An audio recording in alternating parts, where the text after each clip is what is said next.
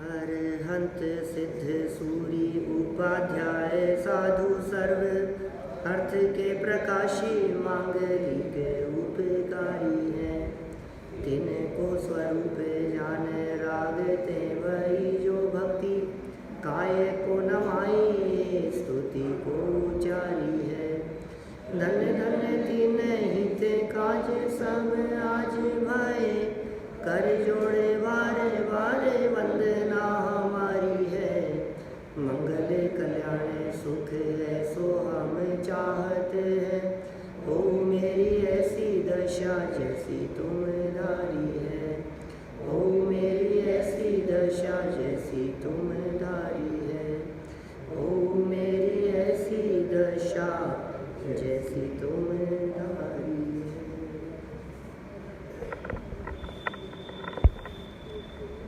यहाँ तत्व ज्ञान पाठमाला भाग 2 अंतिम पाठ देवागम स्तोत्र के संदर्भ में अपने को चर्चा करनी है। बहुत सुंदर और मार्मिक चर्चा है। यह देवागम स्तोत्र आचार्य समंतभद्र स्वामी के माध्यम से लिखा गया। कुल 114 कारिकाएँ हैं। समंतभद्राचार्य का परिचय कुछ दिनों पहले ही हमने पढ़ा था, जब हमने 4 अभाव की चर्चा पढ़ी थी। इसलिए समंतभद्राचार्य के परिचय की चर्चा न करते हुए सीधे यहाँ देवागम स्तोत्र के प्रारंभिक चरणों से हम बात प्रारंभ करना चाहते हैं। हम आपको बतलाते हुए कि ये जो स्तोत्र लिखा गया है, यह गंधहस्ती महाभाष्य का मंगलाचरण है। तत्वार्थ सूत्र ग्रंथ जो जैन परंपरा में सर्वाधिक प्रसिद्ध ग्रंथ है, सभी परंपराओं में सर्वाधिक प्रसिद्ध है तत्वार्थ सूत्र। और पिछले 2000 वर्षों में जितनी टीकाएँ तत्वार्थ सूत्र के ऊपर लिखी गई, उतनी टीकाएँ किसी और ग्रंथ पर नहीं लिखी गई। सैकड़ों टीकाएँ तत्वार्थ सूत्र पर जो लिखी है वो उपलब्ध है हमारे पास में। तत्वार्थ सूत्र के ऊपर जो प्राचीनतम टीका मिलती है वो है सर्वार्थ सिद्धि। ऐसा कहा जाता है, ऐसे उल्लेख प्राप्त होते हैं कि तत्वार्थ सूत्र पर समंतभद्राचार्य ने भी एक टीका लिखी थी जिसका नाम था गंधहस्ती महाभाष्य।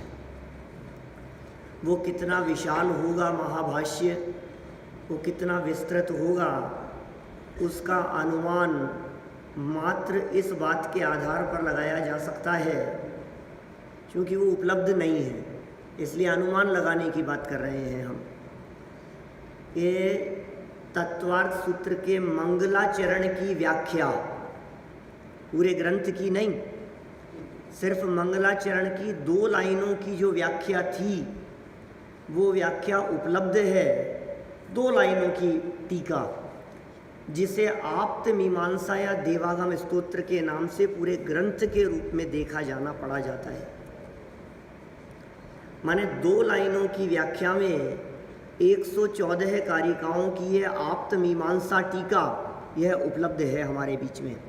अब आप सोचिए, यदि वो सम्यक दर्शन ज्ञान चारित्राणि मोक्ष मार्ग है, तत्वार्थ श्रद्धानम सम्यक दर्शनम तन्ने सर्गादधिगमाद्वा जीवा जीवा स्रवबंध समर्थ जरा मोक्षास तत्वम नाम स्थापना द्रव्यभाव तस्तन्यास प्रमाण निर्देश स्वामित्व, इन सब की टीका यदि उपलब्ध होती तो क्या होता।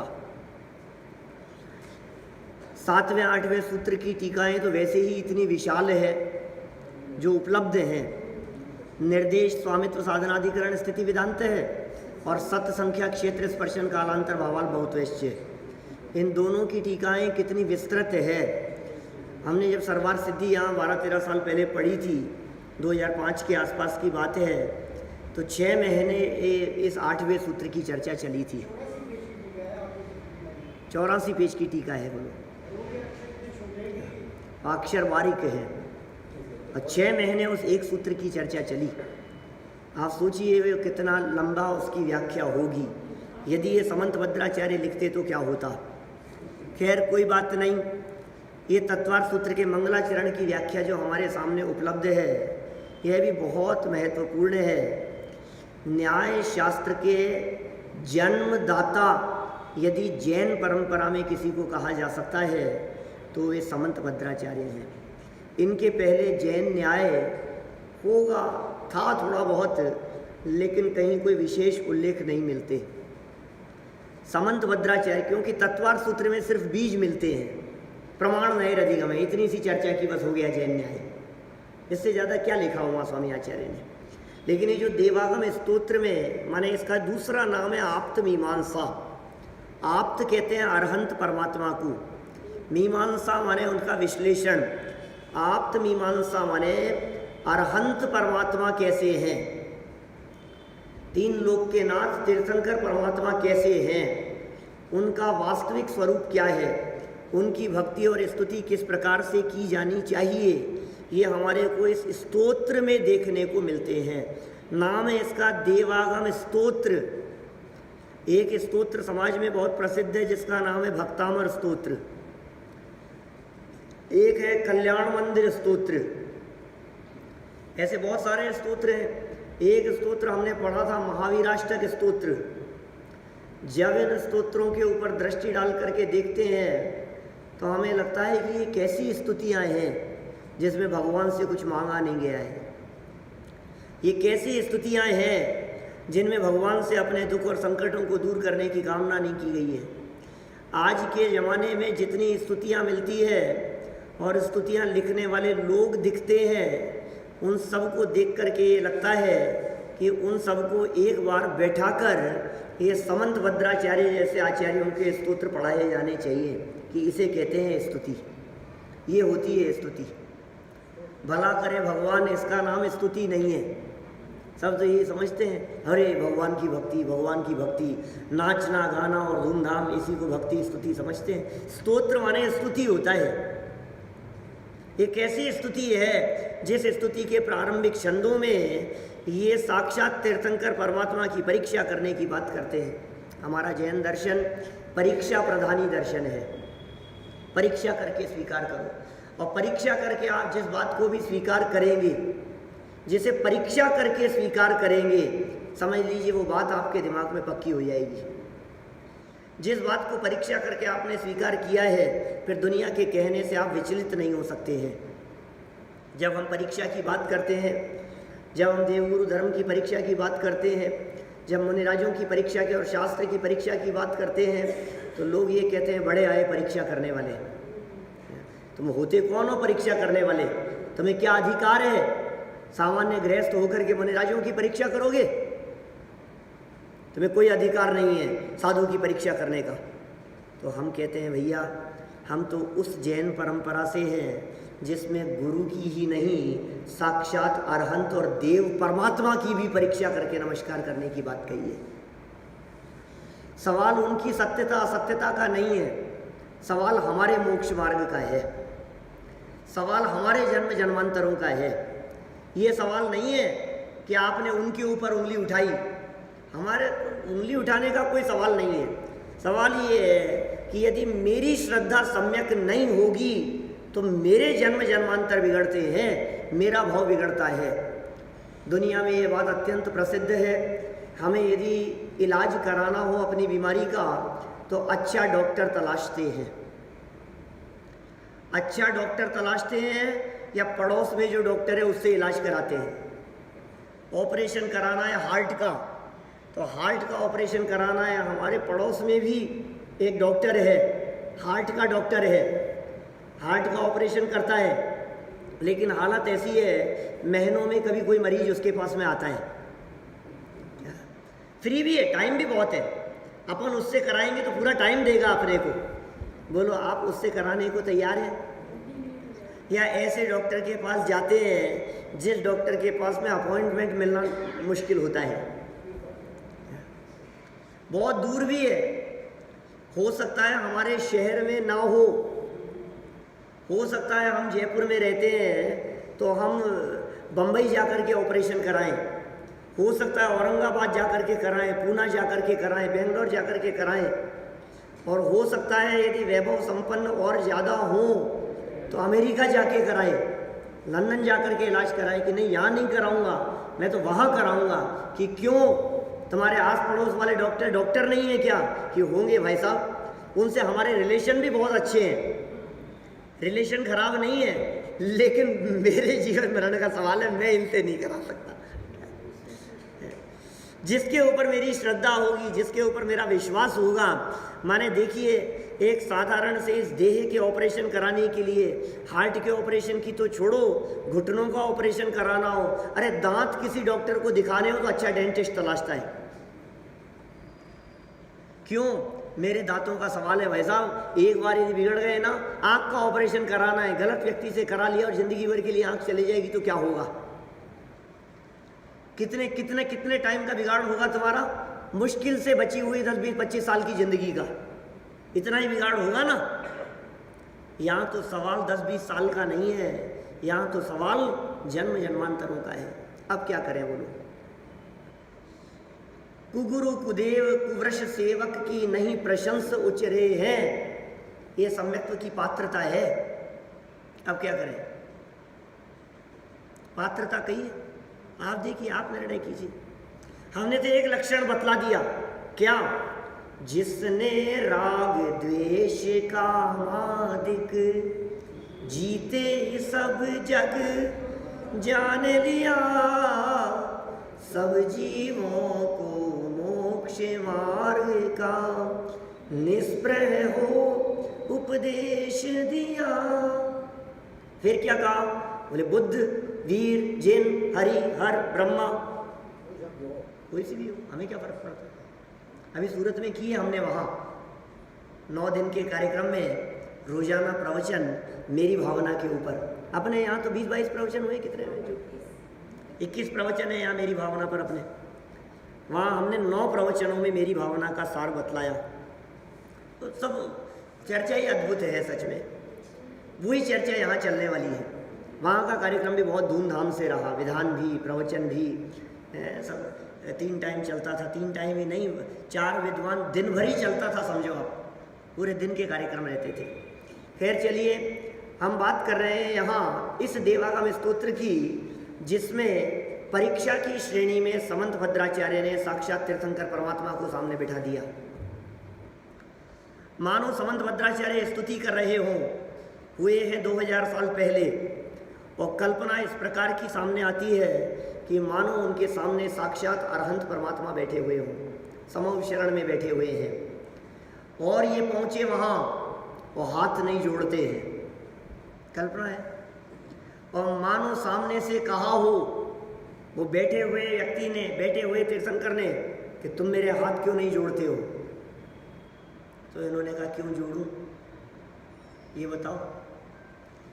तो मानो सामने बैठे हुए वो कहते हैं कि तुम्हें पता नहीं है, देवागम न भूयान चामरादि विभूतयः। देखिए किताब में पहला छंद देवागम स्तोत्र का, कि तुम्हें पता नहीं है कितने देव आते हैं मेरे पास में, तुम देख नहीं रहे हो कितने देव मेरे आगे पीछे चमड़ ढो रहे हैं, ये विभूतियां दिखाई दे रही है, छत्र दिखाई दे रहे हैं, भावमंडल दिखाई दे रहा है। तो तुरंत जवाब दिया समंत भद्र स्वामी ने, माया विश्वपि दृश्यन्ते नातस्तम सीनो महान। नहीं नहीं नहीं, ये तुम्हारी महानता का कोई आधार नहीं। ये भगवान, मैं नहीं मानता। क्या दम है इन बातों में? जिन बातों के आधार पर तुम महान कहने की बात कर रहे हो, ये कोई वो लक्षण नहीं है जिनके आधार पर तुम्हें पूज्य मान लिया जाए। मेरा मस्तक तुम्हारी इन बातों को देख करके तुम्हारे चरणों में झुक नहीं सकता है।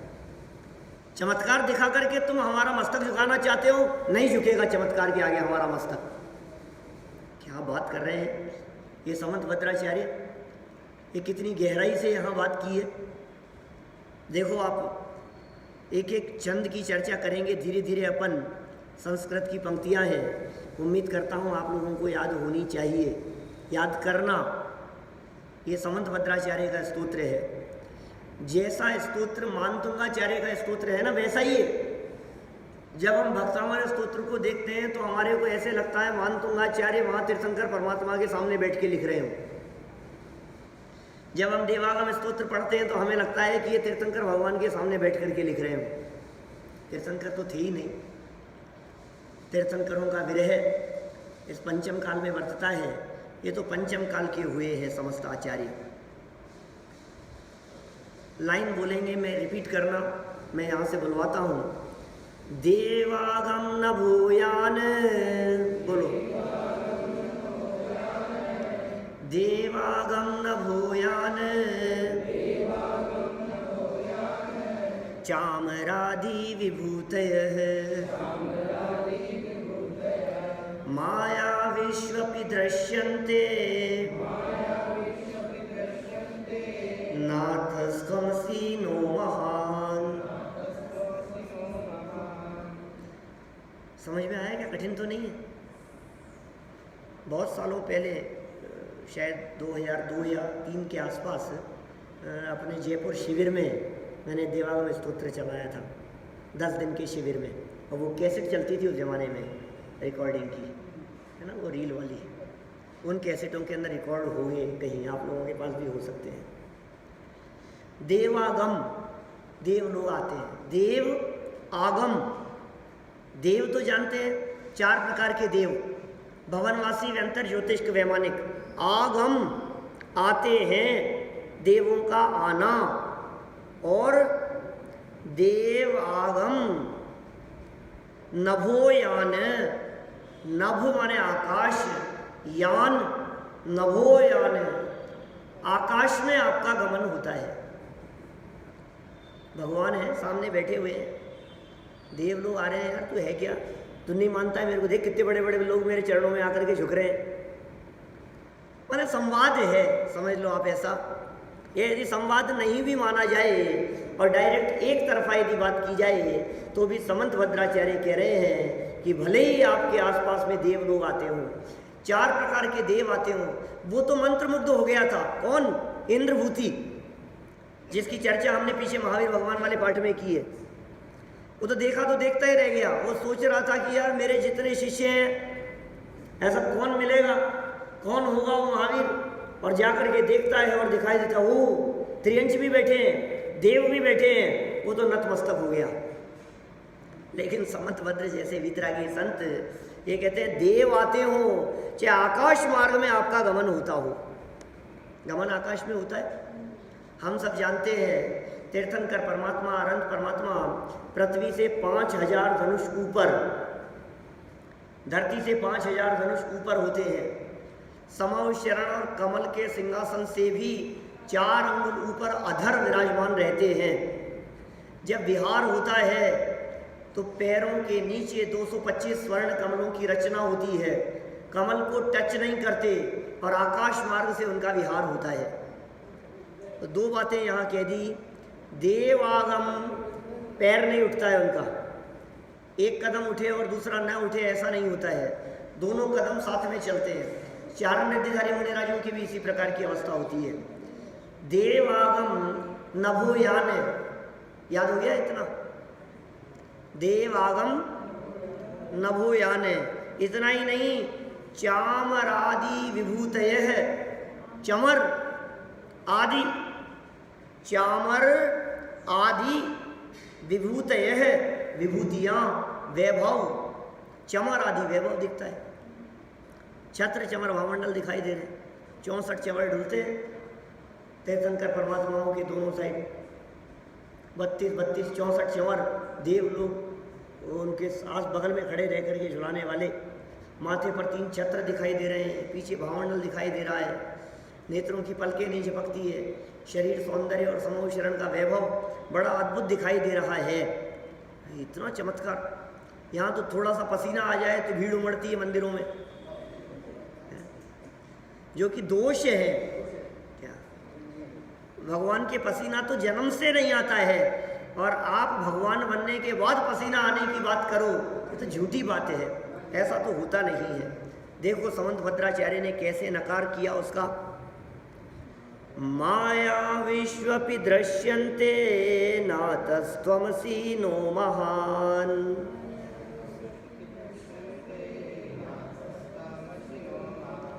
माया विश्वपि दृश्यन्ते नाथस्त्वमसि नो महान।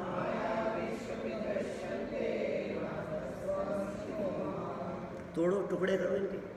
माया विषु, माया विश्वपि, माया विषु अपि, मायावियों में भी, मायावी भी तो दिख रहा है, फिर श दिख रहा है आगे, फिर वह है, वमु वर्ण है, कातंत्र व्याकरण का एक सूत्र है, उकार का वकार हो जाता है, माया विषु अपि, ये कातंत्र व्याकरण का सूत्र है। आप लोग लगाते हो इको यणची, है ना, देखो ये क्या इको यणची सूत्र से इको यणची एक सूत्र है ना आप लोगों के, उस एक सूत्र की यण संधि की जो बात है, इस यण संधि के टुकड़े करते हुए वो आचार्य शर्म वर्म ने, जो अपनी जैन व्याकरण है, उसमें उन्होंने 4 सूत्र दिए। उन्होंने इवर्णो यम सवर्णे नचे परोलोप्य है, तो इकार का यकार हो जाता है, वमु वर्ण है, ये उकार का वकार होता है। तो माया विषु, मायावियों में, अपि माने भी, दृश्यन्ते देखे जाते हैं। क्या देखे जाते हैं? मायावियों में भी देखे जाते हैं। ये कौन सी बहुत बड़ी बात हो गई, ये आपकी पूज्यता का आधार नहीं हो सकता है कि साहब मायावियों में क्या, अरे कैसे नहीं दिख सकता है मायावियों में, हमने देखा है उन मायावियों को। कहाँ देखा है? रेवती रानी के सामने समोशरण लगा दिया था, 25वें तीर्थंकर का समोशरण लग गया, नहीं गई दर्शन करने के लिए। अमूढ़ दृष्टि नाम के अंग में प्रसिद्ध हुई है रेवती रानी। मूढ़ता का काम नहीं है, परीक्षा प्रदानी है। तीर्थंकर 24 ही होते हैं, 25 नहीं हो सकते हैं। यदि ये 25वें किसी तीर्थंकर की बात कर रहे हैं, अरे देख तो आओ कैसा है, बहुत सुंदर बनाया है, क्या देखना है, ग्रहित मिथ्यात्व है, क्या देखें हम। आप कल्पना करो उसकी जगह हम लोग होते तो क्या करते। चलो चलो एक बार देख तो लो, रचना ही है, देखने लायक है। कितने लोग जा रहे हैं देखने में, अच्छा मान लिया नहीं है, नहीं हो सकते, फिर भी देखने में क्या बिगड़ रहा है? श्रद्धा लुट रही है, अनुमोदना है, और कृतकारित अनुमोदना का समान पाप लगता है। और आपको देख करके अनगिनती लोग जाएंगे, और आपकी श्रद्धा तो आपके अंदर है, आपकी उस श्रद्धा को कौन जानता है? आप तो श्रद्धा के साथ में जा रहे हैं, श्रद्धा रख करके जा रहे हैं कि हमारे में श्रद्धा है, हम नमस्कार नहीं करेंगे, लेकिन दुनिया तो आपको देख करके वंदन करने लगेगी। वो भी गए थे, वो भी जाते हैं, उनकी भी श्रद्धा उनके प्रति है, क्या होगा बोलो। इसलिए कितनी सावधानी रखने की जरूरत है। नातस्तमसी नो महान, न अतः, नातः नातस्तमसी, न अतः त्वम असि, न महान, न अतः, न माने नहीं, अतः त्वम असि, असि मतलब हो, नो नह, न मतलब हमारे लिए महान, हे भगवान इसलिए आप हमारे लिए महान नहीं हो सकते हो, ये आपकी महानता का बेस नहीं बन सकता है, इस आधार पर मैं तुम्हारे को वंदन नहीं कर सकता हूं। यही बातें यहाँ नीचे अनुवाद में लिखी है, पढ़ लेते हैं, फिर दूसरे छंद की चर्चा करेंगे। हे भगवान, आप हमारी दृष्टि में मात्र इसलिए महान नहीं हो कि आपके दर्शनार्थ देवगण आते हैं। आप इसलिए महान नहीं हो कि देवगण आते हैं, आपका गमन आकाश में होता है और आप चंवर छत्रादि विभूतियों से विभूषित हो। वैभव कम नहीं है आपके पास में, चमत्कार कम नहीं दिखते हैं। केवल ज्ञान के अतिशयों पर दृष्टि डाल करके देखोगे तो आप देखते रह जाओगे, ऐसे अतिशय हैं। देवकृत अतिशय भी कम नहीं होते। 10 केवल ज्ञान के अतिशय, 14 देवकृत अतिशय और 8 प्रातिहार्य, ये सब अद्भुत चमत्कार हैं। दुनिया में जितने चमत्कारों को देख करके लोग वंदन करते हैं, यदि वे तीर्थंकर परमात्मा के चमत्कारों को देखें तो उन्हें लगेगा ऐसे चमत्कार दुनिया में कहीं नहीं हो सकते हैं। एक आध चमत्कार दिखेगा आपको कहीं छोटा मोटा, कहीं सांप आ गया, सांप निकल गया, लो साहब चमत्कार हो गया। वेदी के सामने आकर के सांप बैठ गया, तो चमत्कार हो गया। चमत्कार क्या चमत्कार हो गया? छत्र हिलने लग गया साहब, 2 दिन से छत्र घूम रहा है, ये चमत्कार है? ये छत्र हिलना तो अपशकुन है। शकुन अपशकुन मानते नहीं है आप लोग, लेकिन शकुन शास्त्र की दृष्टि से आप बात करो तो किसी के माथे की छत हिल गई, ये अच्छा है? राजा महाराजाओं के ऊपर, जिनके ऊपर वो छत्र चलता है, अरे हिलना तो बहुत दूर की बात है, टेढ़ा होना भी उचित नहीं है। चक्रवर्ती के माथे पर कोई छत्र लेकर के पीछे खड़े रहते हैं ना, ऐसे ऊपर छत्र रहता है, तो बोले ये यदि तिरछा हो तो अपमान का सूचक है। और ये 3 लोक के नाथ के मस्तक पर जो छत्र है, ये छत्र 3 लोक के स्वामी होने का सूचक है, वो कैसे हिल सकता है?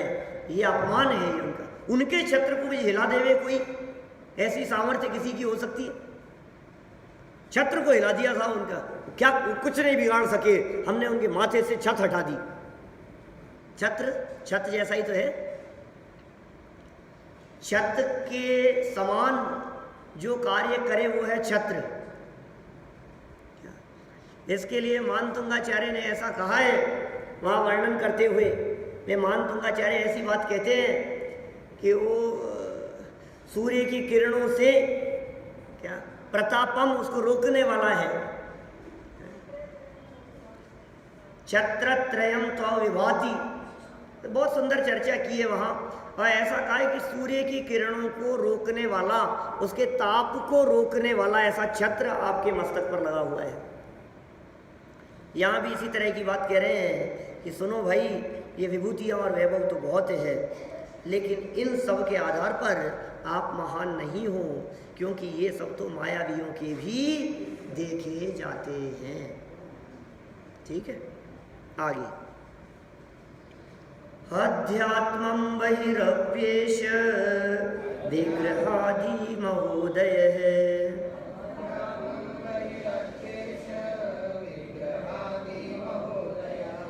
अध्यात्मं बहिरप्येष विग्रहादि महोदयः,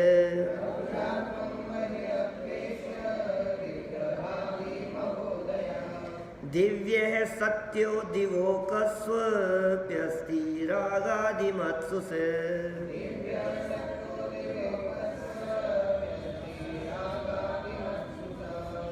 दिव्यः सत्यो दिवोकस्वप्यस्ति रागादिमत्सुष।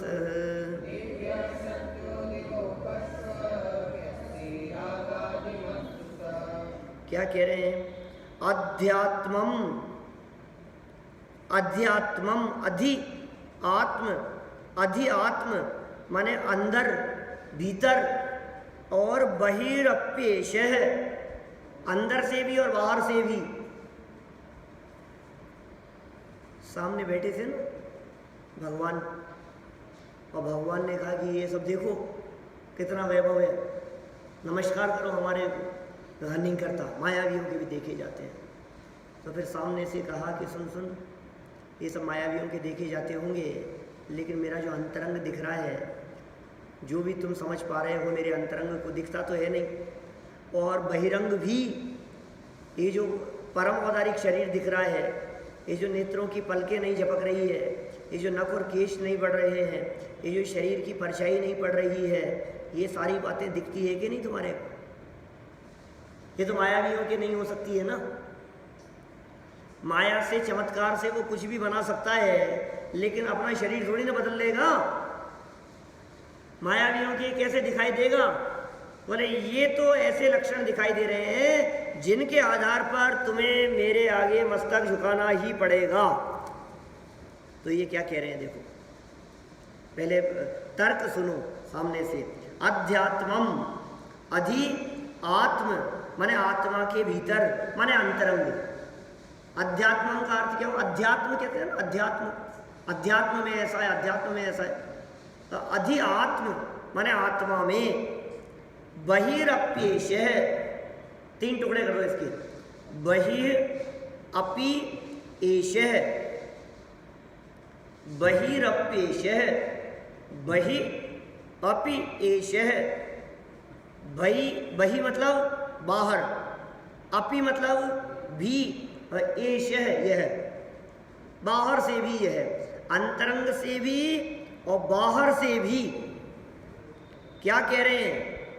विग्रह आदि, विग्रह विग्रह जानते हैं आप, शरीर का पर्यायवाची है विग्रह। विग्रह गति, विग्रह गति तो सबने सुना है शब्द। विग्रह गति माने क्या होता है? ये शरीर छोड़ने के बाद में, दूसरा जन्म होने के पहले, बीच में जो अवस्था हो, विग्रह गति के, ऐसा नहीं है। विग्रह माने होता है शरीर। विग्रह के लिए जो गमन हो उसका नाम है विग्रह गति। शरीर प्राप्ति के लिए जो गमन हो वो विग्रह गति है। देखिए, शरीर छूटने के बाद सिद्धालय में भी गमन होता है, लेकिन वो विग्रह गति नहीं कहलाती है, उसे विग्रह गति नहीं कहते। क्यों नहीं कहलाती है वो विग्रह गति? देह तो छूटी है और गमन भी हो रहा है आत्मा का। लोग ऐसा कहते हैं देह छूटने के बाद में आत्मा का जो गमन होता है वो विग्रह गति है। ऐसा नहीं। देह छूटने के बाद नवीन देह धारण करने के लिए जो गमन हुआ वो है विग्रह गति। तो यहाँ का विग्रह, विग्रह आदि, विग्रह आदि, विग्रह माने शरीर। और क्या कह रहे हैं? महोदय है, महान उदय दिखाई देता है। शरीर आदि का महान उदय दिखाई देता है। अंतरंग से, बहिरंग से भी। ये जो शरीर आदि है माने शरीर अंतरंग से भी और शरीर बहिरंग से भी, ऐसा चर्चा शरीर की है। यहाँ अध्यात्मम शब्द सुनकर के कोई आत्मा के गुणों की बात करने लगे सो नहीं कह रहे। अंदर से शरीर और बाहर से शरीर। बाहर से शरीर में नेत्रों की पलकें आदि नहीं झपकती है, जो दिखाई देता है सुकोमल दिखाई दे रहा है। और अंतरंग से सप्त धातु रहित शरीर हो गया है। अंतरंग से निगोद रहित शरीर हो गया है। गुणस्थान पढ़ाते समय कहा था ना मैंने, अभी 10 दिन पहले, 15 दिन पहले की तो बात है। गुणस्थान वाला पाठ पढ़ते समय 12वें गुणस्थान के पहले समय से लेकर 12वें गुणस्थान के अंतिम समय तक प्रत्येक समय अनंत अनंत अनंत अनंत अनंत अनंत जीवों की विराधना होती रहती है। बादर निगोदिया जीव निकलते चले जाते हैं, मरते चले जाते हैं, पहले समय से लेकर के अंतिम समय तक। और अंतिम समय जाकर के वे सर्व निगोदिया जीव खत्म हो गए। अब 13वें गुणस्थान में अनंत अवस्था में निगोद रहित शरीर हो गया। तो अंदर से भी ऐसा निर्मल हो गया है शरीर, और बाहर से भी शरीर निर्मल दिखाई देता है। विग्रह आदि माने शरीर आदि का, शरीर के साथ में और भी लगा लेना।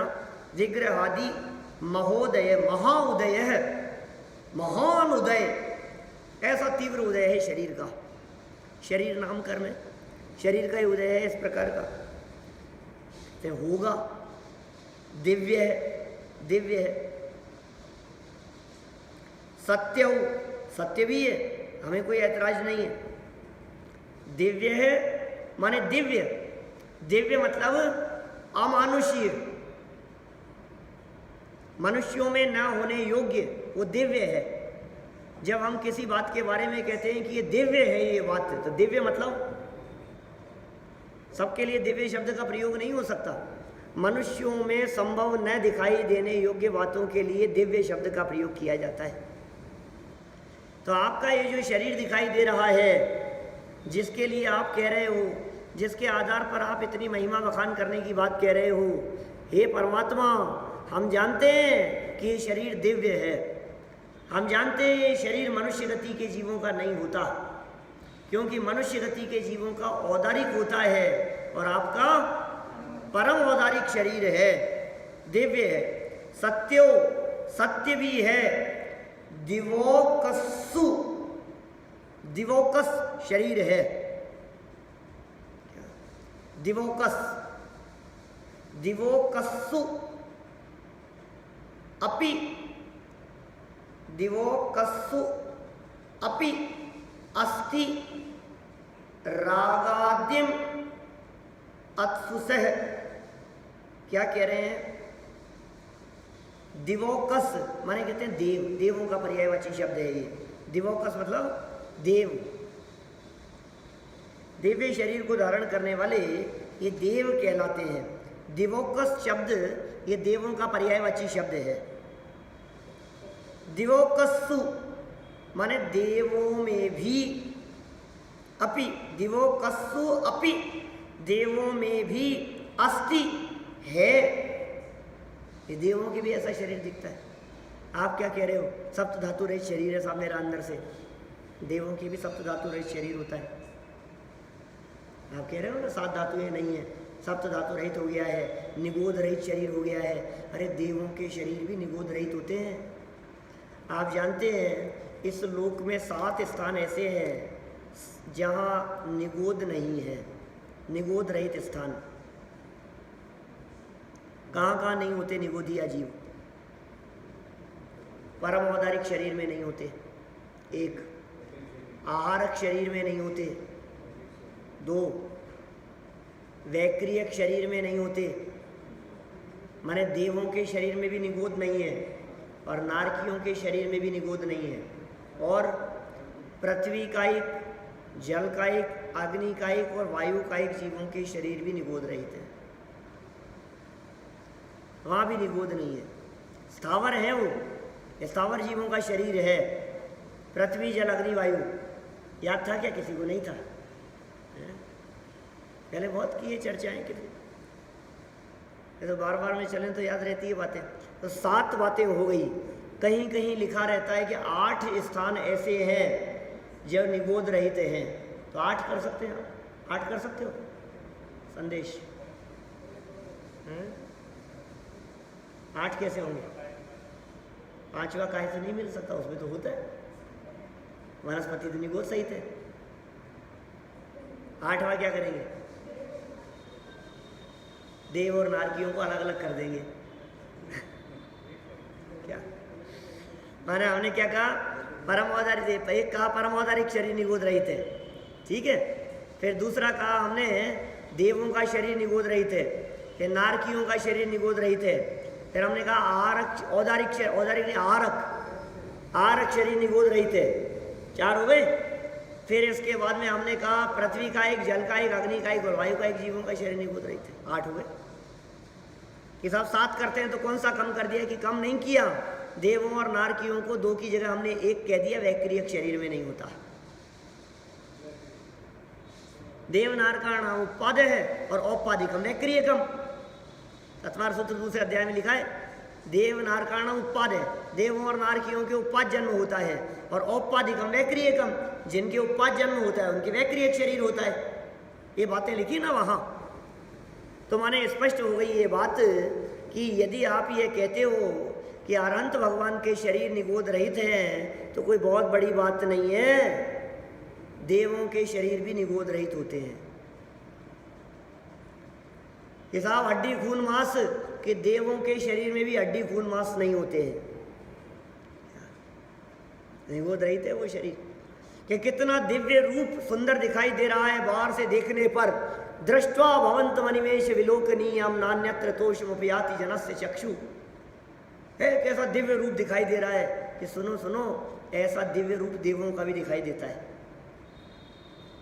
तो कोई बात नहीं यार, मैं कुछ नहीं जानता हूँ, ये मेरी विशेषता दिखाई दे रही है, तुम इस आधार पर मेरे को पूजो कि उनमें भी, उनको भी पूज लेना, जो करो, तुम तो मेरे आगे मस्तक झुकाओ।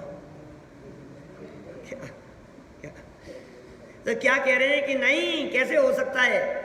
तुमने तो कह दिया, लेकिन रागादि मत्सु सह, वो लोग तो रागादि वाले दिखाई देते हैं, मस्तक कैसे झुकेगा उनके आगे? अस्ति रागादि मत्सु सह, अंतिम शब्द क्या दिए? रागादि सहित दिखाई देते हैं। जिनके जीवन में राग द्वेष दिखाई देता हो, जिनके जीवन में काम क्रोध दिखाई देता हो, उनके प्रति हमारा मस्तक कैसे झुक सकता है? इसलिए आप जो ये बातें कह रहे हो ना कि अंतरंग और बहिरंग से शरीर सौम्य सुंदर दिखाई दे रहा है, इसमें कोई दम नहीं है। हमारा मस्तक इस आधार पर आपके चरणों में नहीं झुक सकता है।